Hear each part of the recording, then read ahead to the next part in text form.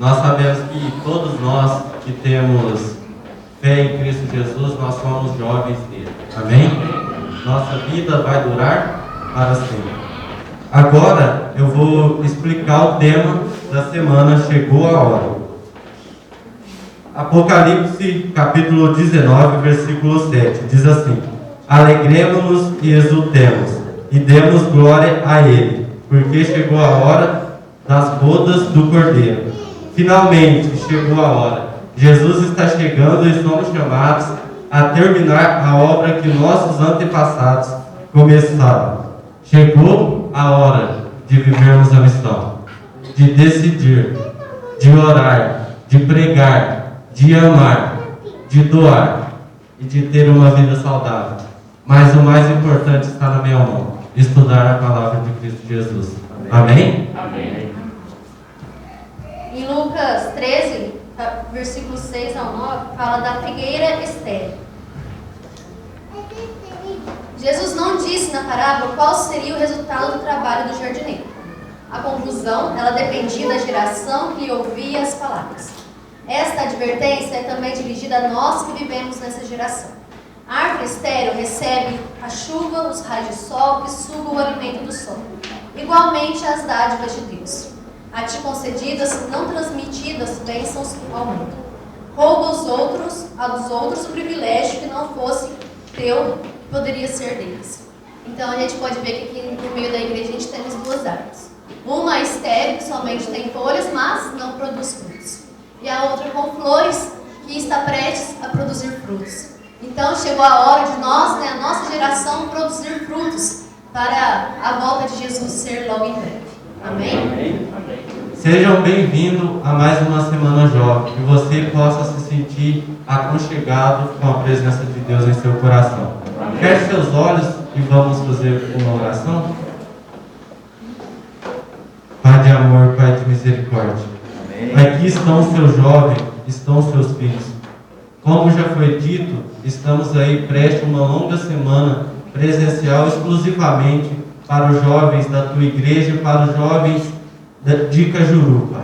E também vários outros que estão assistindo nós pelos meios online aí, como YouTube, Instagram. Que o Senhor possa abençoar cada um deles. Que o Senhor possa fazer milagre na vida deles, como o Senhor tem feito em muitas e também fez na minha. Nós pedimos todas essas bênçãos em nome de Jesus. Amém. Agora quero convidar o João Pedro e a Denise, que vão estar tocando o hino Mais Perto para Estar.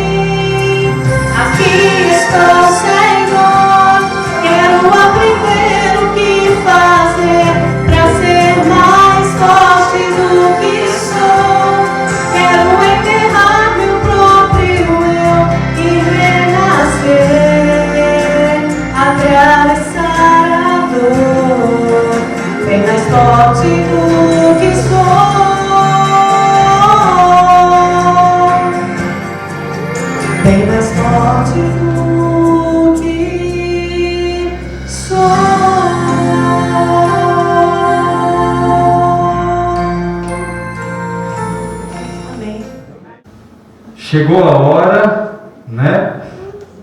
Senhor, eu vou, e hoje o pedido é: renova-me. Então, cada dia é um pedido. O pedido de hoje é: renova-me, renova-me. Eu vou, mas eu preciso de uma renovação para poder ir.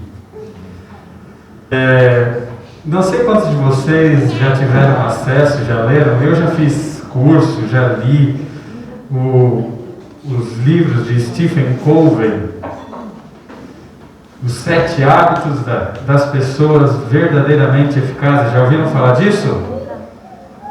É muito interessante, viu? Eu recomendo. Ele não é um autor cristão, mas os assuntos que ele aborda vão de encontro com aquilo que a gente ensina da palavra de Deus, né? Ele trabalha nessa área de ajuda profissional, de desenvolvimento pessoal, né? Você organizar sua agenda, organizar sua vida. É bem legal.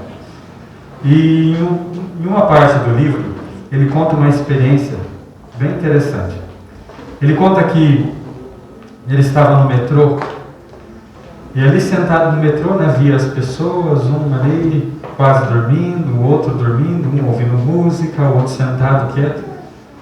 Daqui a pouco entra ali no metrô, dentro do vagão, um pai com algumas crianças, os filhos dele.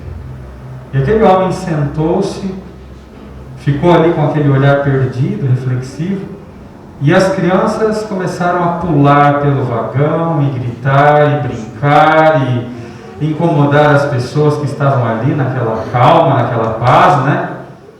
E elas começaram até a pegar o jornal dos outros, né? E aquilo começou a causar um incômodo geral, uma comoção.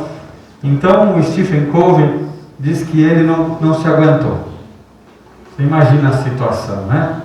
Ele não se aguentou. E o pai ali como se nada tivesse acontecido.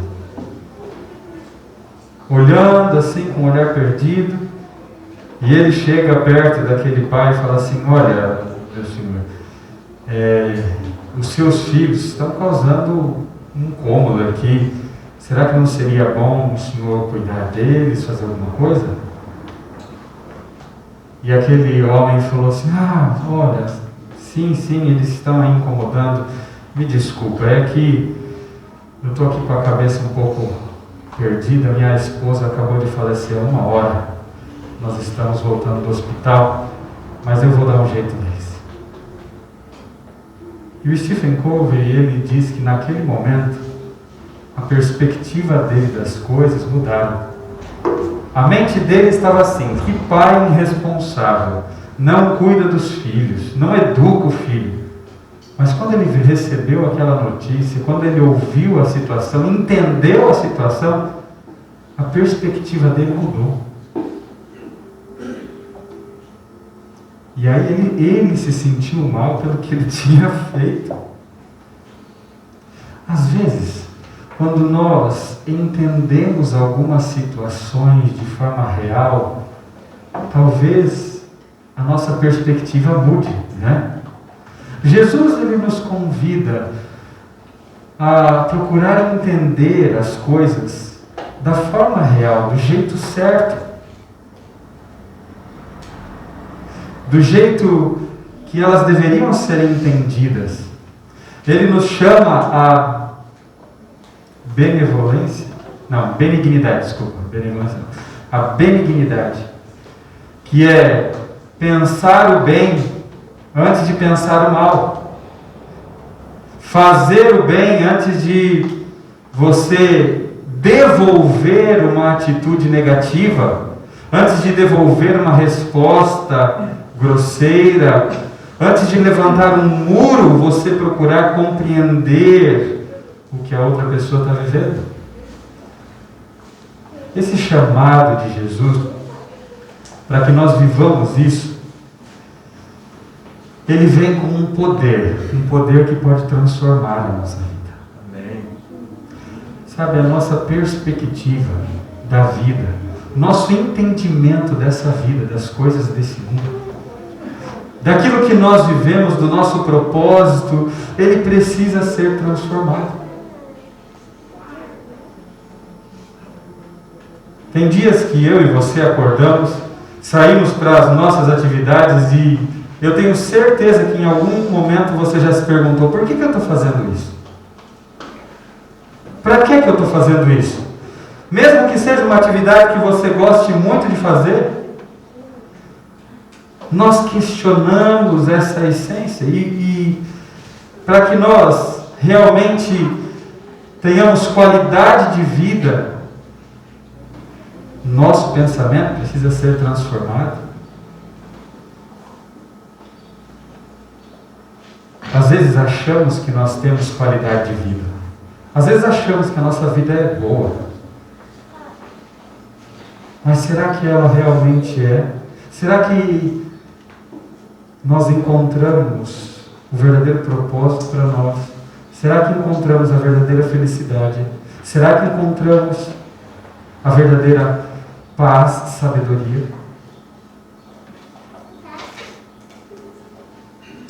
Nossa mente precisa ser transformada. O personagem que nós vamos falar hoje é Isaías. Você pode abrir sua Bíblia aí. Isaías capítulo 6. Isaías capítulo 6 contém o chamado de Isaías. Para que você entenda, eu vou fazer enquanto você procura aí na Bíblia, eu vou fazer um panorama, né? Uma viagem rápida aqui pelo livro de Isaías, para a gente entender o que estava acontecendo. Alguns dizem que Isaías é uma mini Bíblia é uma Bíblia dentro da Bíblia. Tanto é verdade isso que o próprio a pessoa, né, que fez a divisão dos livros, dos capítulos, dos versículos, ela dividiu o livro de Isaías em 66 capítulos e fez uma divisão como se fosse o Antigo e o Novo Testamento. A pessoa que dividiu assim para a gente encontrar mais rápido, né? Hoje a gente encontra rápido na Bíblia. Antigamente era difícil. A pessoa tinha que ir folhando o Codex, né? O Códex, ou girando o pergaminho para tentar achar ali, e não tinha um númerozinho, né? Então ia ali lendo as palavras, tinha que ter uma boa memória para saber mais ou menos onde estava do livro e tudo mais. Mas a própria pessoa que fez essa divisão em capítulos e versículos já entendia que, olha, o livro de Isaías é como se fosse uma mini Bíblia. Se você for para o final de Isaías, não precisa ir agora não, mas você vai ver ali, né, a descrição, algo muito semelhante àquilo que é colocado nos últimos capítulos de Apocalipse. Então Isaías ele traz uma riqueza de conteúdo bíblico muito grande, um conteúdo profético, especialmente sobre Jesus. A gente fala que o centro da Bíblia é quem? É Jesus, né? E o livro de Isaías ele tem como centro Jesus.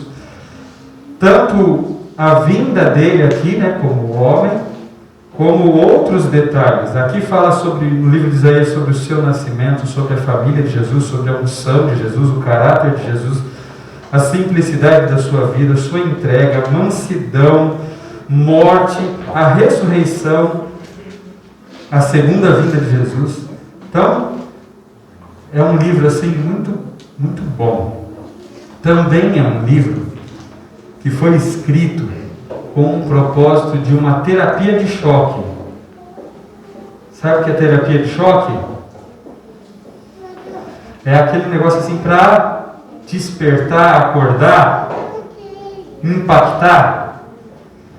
Isaías ele teve na sua missão essa tarefa de dar um chacoalhão. É como se fosse colocar o desfibrilador no povo de Deus. E ao mesmo tempo a gente encontra textos tão confortantes, tão bonitos em Isaías, né? Aí tem um texto lá que fala assim, né? Se você estiver, até os jovens se cansam, né? Ficam cansados, mas o Senhor Deus renova as forças de todos nós. e nos faz ser como a águia. Ele fala assim: eu não te esqueci, eu te amo, eu te carrego. Ele diz ali em Isaías que uma mãe pode esquecer do filho que está mamando, mas Deus... São tantas promessas, tantos textos maravilhosos, né? Como que pode essa junção entre essa terapia de choque, esse chacoalhão e o conforto? É porque Isaías traz uma visão para nós do caráter de Deus. Um Deus que é justiça, que faz justiça, mas que também ama a misericórdia, que ama cada um de nós. Somente Deus consegue encontrar o equilíbrio entre essas duas coisas. Aqui no capítulo 6 é o chamado de Isaías. Isaías estava triste. Ele estava procurando ser fiel, ele estava procurando fazer o certo, mas ele via um povo, uma nação fazendo tudo errado. Ele via as coisas ao redor dele dando tudo errado. Você já se sentiu assim? Você quer fazer aquilo que é certo, mas parece que tudo em volta está puxando para o errado. Parece que tudo em volta está contra você. Isaías se sente sozinho e ele começa a orar a Deus e ele começa a pedir a Deus perdão. No capítulo 5, você pode ler depois, pelos pecados do povo. O povo estava errando, o povo tinha se afastado. E ele ora, ele está no templo, clamando a Deus, intercedendo. E naquele momento, algo fantástico aconteceu. Algo que qualquer um de nós gostaria que acontecesse conosco. Vamos ler? Capítulo 6, versos 1 em diante. No ano da morte do rei Uzias, eu vi o Senhor, assentado sobre um alto e sublime trono, e as abas das suas vestes enchiam o templo. Serafins estavam por cima dele, cada um tinha 6 asas, com 2 cobriam o rosto, com 2 cobriam os pés, e com outras 2 voavam. E clamavam uns para os outros, dizendo: Santo, Santo, Santo é o Senhor dos exércitos. Toda a terra está cheia da sua glória. As bases do limiar se moveram à voz do que clamava, e a casa se encheu de fumaça. Então disse eu: ai de mim, estou perdido, porque sou homem de lábios impuros, e habito no meio de um povo de impuros lábios, e os meus olhos viram o Rei, o Senhor dos exércitos. Então um dos serafins voou para mim, trazendo na mão uma brasa viva que tinha tirado do altar com uma tenaz. Com a brasa tocou a minha boca e disse: eis que ela tocou os seus lábios. A tua iniquidade foi tirada, e perdoado o teu pecado. Depois disto, ouvi a voz do Senhor que dizia: a quem enviarei? E quem há de ir por nós? Disse eu: eis-me aqui, envia-me a mim. Vamos parar por aqui. Que momento fantástico! Ver a Deus. Isaías pôde ver, enxergar a Deus face a face. Uma série de contrastes é colocada nesse texto que a gente leu. O primeiro contraste é mencionado aqui. Isaías menciona o ano da morte do rei Uzias. Por que ele faz questão de mencionar o ano da morte do rei Uzias? Não só porque ele queria mostrar a data do acontecimento, mas também porque Uzias tinha sido um rei bom, mas que desprezara a Deus no final do seu reinado. E o contraste era entre o rei Uzias, que se dizia rei do povo de Deus, e o verdadeiro rei. Quem é o verdadeiro rei? Deus. Outro contraste que é colocado é: Isaías tem os seus lábios impuros. A boca fala do quê? A boca fala do quê? Opa! Então, se ele tem lábios impuros, é porque aqui dentro também é impuro. Mas não só Isaías tem lábios impuros. Ele diz que o povo também tem lábios impuros. O contraste agora é com a pureza de Deus. O verdadeiro rei, o verdadeiro Deus, aquele que é verdadeiramente puro. Estas coisas não se misturam. Qual seria a solução para Isaías? Momento maravilhoso, eu vi a Deus, mas naquele momento em que ele vê a Deus, ele percebe que não existe conexão entre ele e Deus. Não existe conexão entre ele e Deus. Existe apenas uma diferença, uma distância, um abismo. Como transpor esse abismo? Ele inclusive menciona 3 vezes santo, santo. Aqui é aquela hipérbole, né? Não. Superlativo, não sei. Do português que aumenta, né, a intensidade das coisas. É hipérbole, né? Deve ser. Se não for, você me corrige aí. Quem sabe mais de português. ele repete 3 vezes para aumentar a intensidade de que Deus é muito santo e de que nós somos o quê? Quantas vezes ele repete que ele é impuro aqui?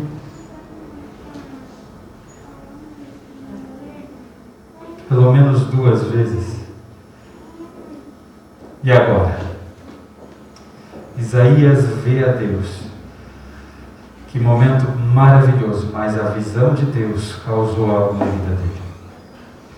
Será que a visão de Deus tem transformado, feito algo na sua vida? Será que você tem conseguido enxergar a Deus? Quando você enxergar a Deus, qual vai ser a sua atitude? Alguns acham que têm visto a Deus e acham que são melhores do que Deus, não é assim? Alguns acham que podem dizer para Deus o que Ele deve fazer. Que arrogância! Que arrogância! Uma vez eu ouvi um pregador na televisão e ele dizia assim: você tem que ordenar a Deus. Se você tiver uma visão como a de Isaías, se você conseguir enxergar a Deus, será que você vai ordenar alguma coisa para Ele?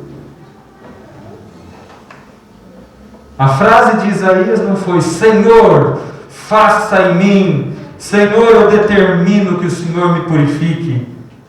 Sabe qual foi a frase de Isaías quando ele viu a Deus? Está aqui. Verso 5. Então disse eu, o quê? Ai de mim. Ai de mim? Estou Perdido. Primeiro detalhe que eu realço aqui, ressalto aqui. Isaías, quando viu a Deus, ele entendeu a grandiosidade e a magnitude do problema do pecado.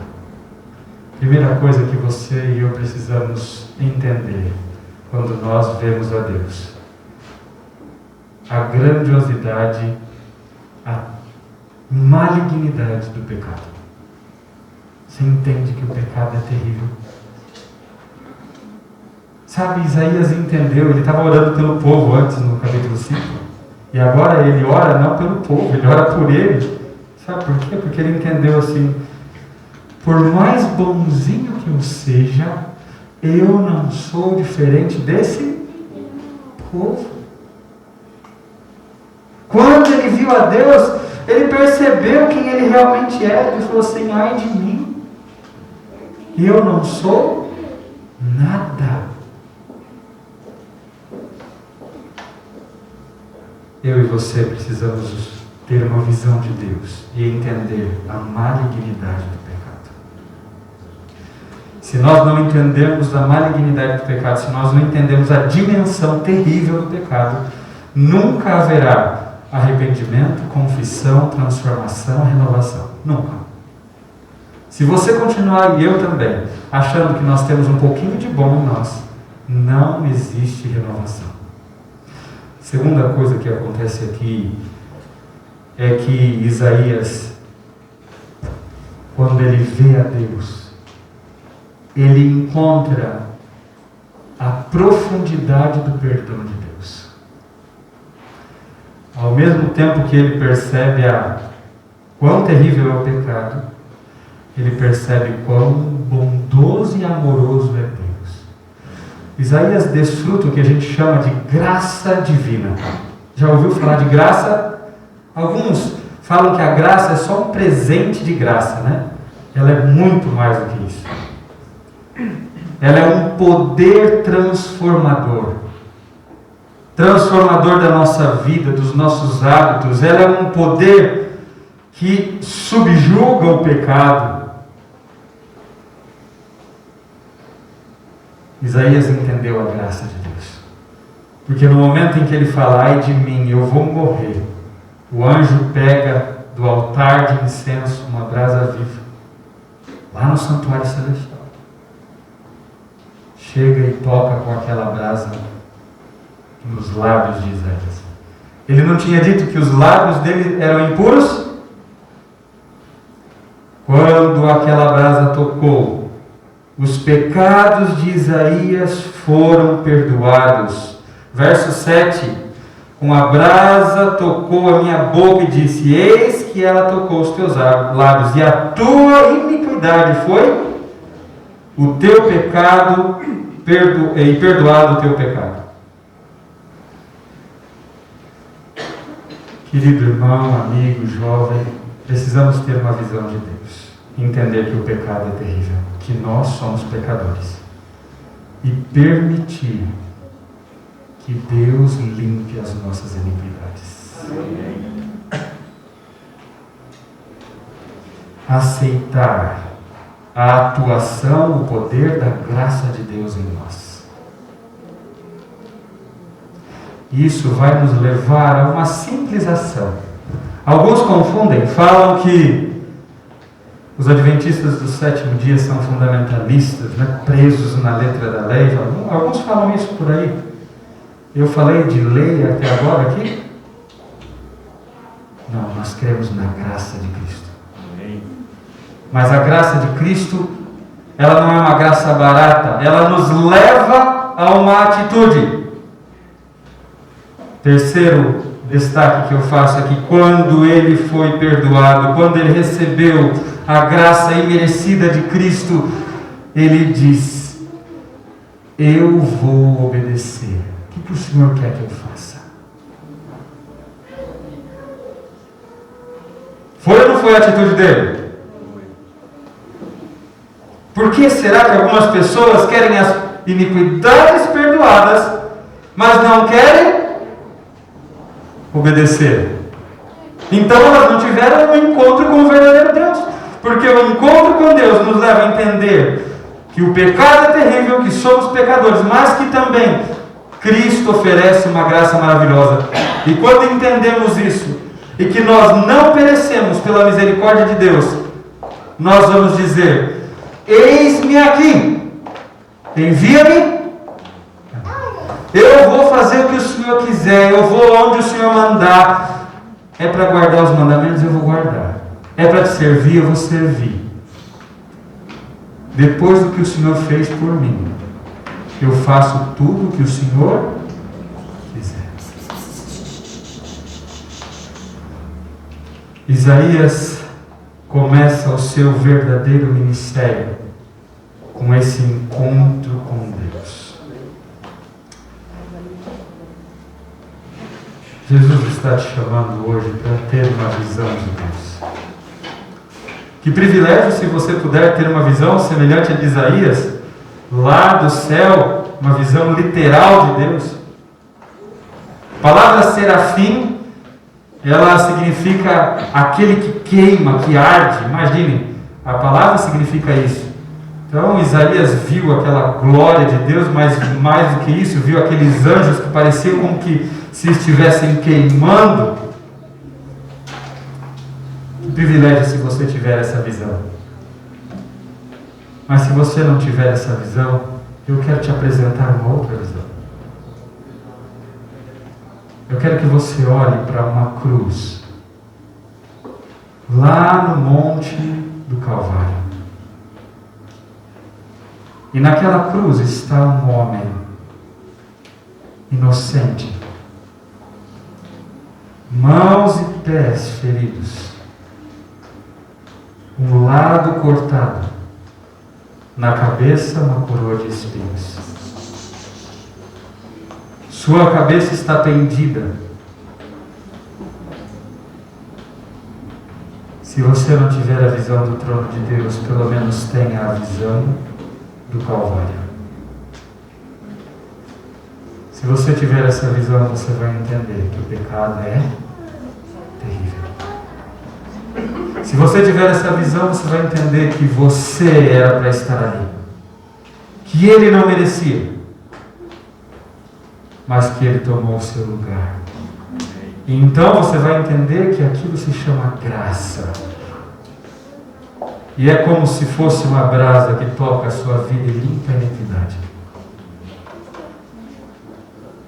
E a resposta que eu e você vamos dar: Senhor, pelo resto da minha vida, com todos os meus recursos, com todo o meu fôlego, eu vou fazer a tua vontade, obedecer e servir. Jesus não está mais na cruz, mas faz bem a gente, às vezes, lembrar daquele momento. Um jovem chamado Charles era um membro comum da igreja. Sabe aquele cristão nominal? Ele ia nos dias de culto, às vezes não ia.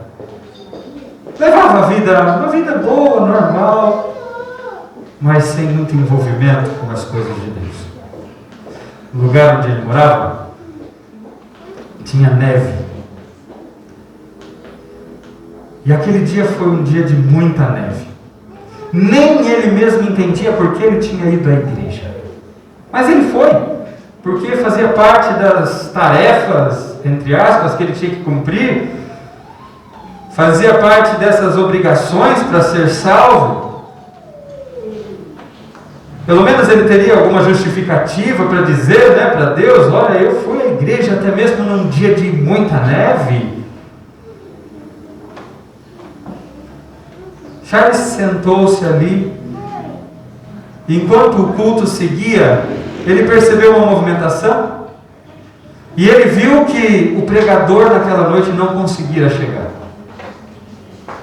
Então, um dos líderes daquela pequena igreja,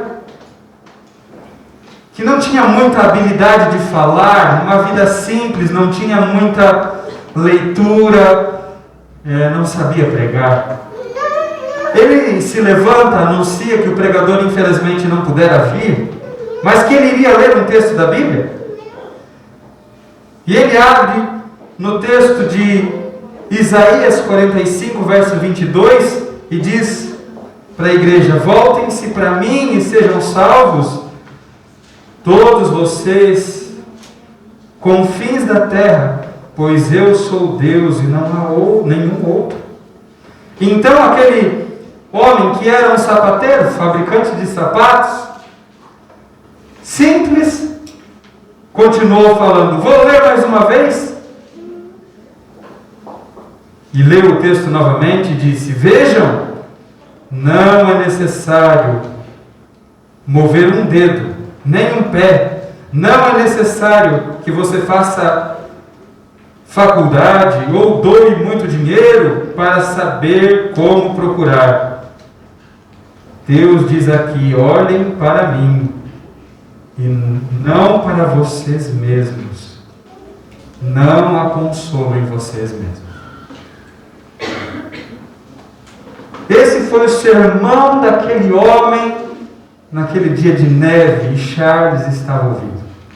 Quando terminou de falar essas palavras, ele se virou para o jovem Charles que assistia, que fazia parte dos poucos que estavam ali, e disse: Charles, parece que você está triste.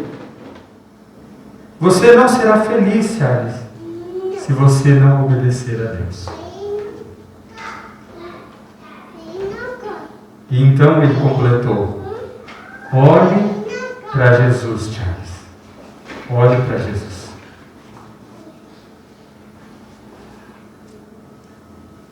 Eu imagino que ele não repetiu as palavras, mas eu gostei dessa frase. Olhe para mim e não para vocês mesmos, diz o Senhor. Não a consolem vocês. Aquele dia, Charles teve uma visão de Deus. Aquele dia, a vida de Charles mudou. De um jovem que só era acostumado a ir na igreja, ele agora passou a obedecer e a servir a Deus de todo o coração. Ele se tornou o famoso pregador Charles Spurgeon. Deus está convidando você hoje a ter uma visão dele. Entender que você é pecador mesmo. Eu sou, somos iguais nesse aspecto, iguais. Mas existe graça, existe salvação. Deus quer tocar a sua vida com aquela brasa viva, purificar. E Ele quer que você possa olhar para Ele e dizer: Senhor, eis-me aqui. Eu vou. Renova. Você quer dizer isso para Deus hoje? Eis-me aqui, renova-me. Quantos querem dizer isso para Deus hoje? Amém. Deus está vendo a sua decisão, mais do que a sua mão, o seu coração. Aceite o convite de Jesus. Olhe para Ele. Não olhe para você, não olhe para as outras pessoas, não se compare com os outros. Por favor, pare com isso. A gente fica se comparando, competindo, olhando para a gente. Olhe para Jesus. Entenda que é pecador. Entrega o seu coração a Ele. Fala: Senhor, sem o Senhor eu vou perecer. Deixa que Ele te purifique. E depois que Ele te purificar, você diga assim: eu vou obedecer. Eu vou gastar a minha vida, meu tempo, os meus recursos, tudo que eu tiver, para levar o teu amor, para fazer a tua vontade. Amém? Quero chamar o conjunto, vai cantar agora uma música, e que enquanto eles cantam, você fique aí meditando. Não olhe para você, olhe para Jesus.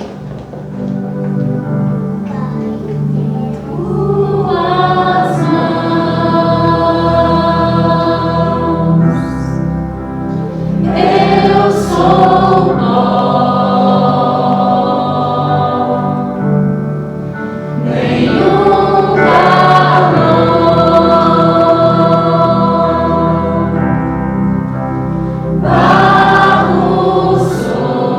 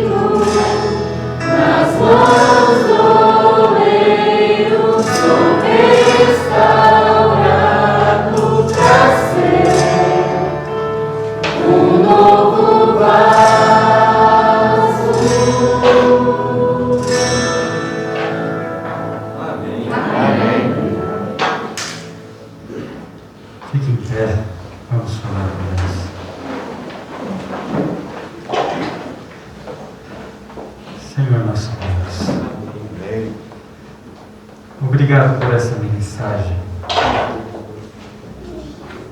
Chegou a hora, Senhor. O Senhor está às portas. Mas, infelizmente, parece que nós estamos virando o rosto. Parece que nós não queremos ver o Senhor ser transformado e te servir. O egoísmo ainda tem dominado os nossos corações. Santo Deus, tem misericórdia de nós. Amém. Nos livra de nós mesmos. Ajuda-nos a olharmos para Ti em todo momento. Amém. Perdoa as nossas faltas. Nos dê paz e alegria. Amém. Senhor, abençoe essa semana que começou hoje, as decisões que foram aqui tomadas. Sim, Senhor Jesus. Que o Senhor nos dê força para participar, mas não só participar, mas viver essas realidades. Amém. Nosso pedido especial de hoje, Senhor, é: renova-nos, Senhor. Amém. Também abençoe-nos ao voltarmos ao lar e as demais atividades que temos hoje, que sejam na Tua companhia e que a Tua companhia seja algo muito especial na nossa vida hoje. Amém. Em nome de Jesus. Amém.